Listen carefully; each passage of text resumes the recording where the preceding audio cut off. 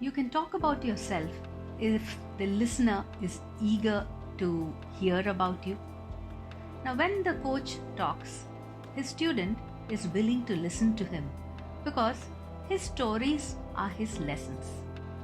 Now, when a film star addresses his audience, his fans will definitely listen to him long enough to be able to imitate him in front of a mirror.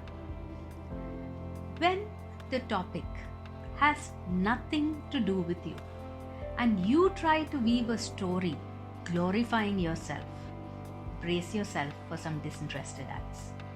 Don't tell me stories, come to the point. Does this sound familiar? You believe your life experience will make a difference in someone else's life. Somehow, we believe that our stories are solid content for everyone around us. But even when the intention is good, it doesn't work out when you talk about yourself. There is a Tamil proverb, "Therinjadu kaiyalavu, theriyadadu ulagalavu," meaning that known is a drop, unknown is the ocean. So when we talk about ourselves, our world shrinks down. It becomes tiny. So talking about yourself also makes you look small, and that doesn't help. It doesn't help you evolve. Now, even our idols and inspirations, they never talk about themselves. We learn about them from books, magazines, and newspaper articles, but they don't talk about it unless they are asked to, and that's how they command respect. Now, Mickey and Minnie were arguing as to who is more popular, and Mickey was painstakingly, he explained how his journey had been, how from being a pencil sketch he moved on to becoming the mascot of Disney World. Now, Minnie, after listening to the whole conversation, she said, "Did you know that your first words that you ever uttered were hot dog? Were you stupid? You couldn't come up with anything else?" Now, Mickey argued, "Do you know I'm more popular than Santa Claus?" Now, Minnie argued again, "Do you know how absurd it is that you have only 4 fingers?" Now, Mickey was really angry and he said, "Do you know I have a star in the Hollywood Hall of Fame?" Now, Minnie sealed the argument saying, "I think we should just be friends." And Mickey had nothing to say after that. If someone is not interested in your stories, so what? Imagine you said that you asked someone, "Do you want to know how I crossed the 7 seas?" The other person can say, "Not now. I'm playing FIFA now." It's okay.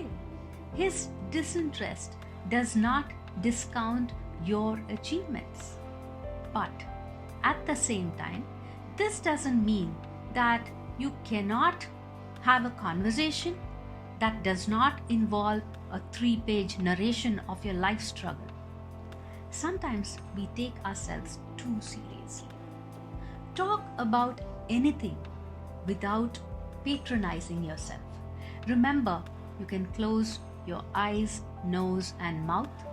Your ears are always open. You can absorb some inspiring stories that someone else has to say.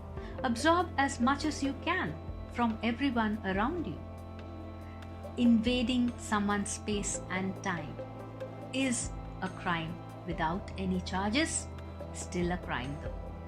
Unasked advice is the same as thrusting some herbal juice down somebody else's throat. It might be helpful, but the bitter taste lingers. Make a small change henceforth, and if people have called you self-absorbed, self-centered, then ensure your ears are open to everyone's stories after this. Show, don't tell. It is proven that the best form of communication is non-verbal communication. Now imagine there is a father, a loving father. Now he is getting ready to leave for work. His wife leaves a bread toast and some cut up orange slices on his plate. And as he finishes his breakfast, he stares at the empty seat beside him and he asks his wife as to where his son is. Now his wife replies that his son is still sleeping. So before he leaves for work, the father walks into his son's room.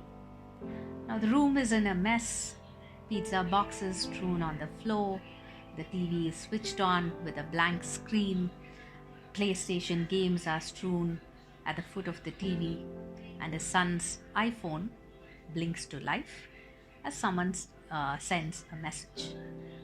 Now his father walks up to the bedside, he takes out his wallet and he leaves 3 2,000 rupee notes on his nightstand under his mobile and he walks out.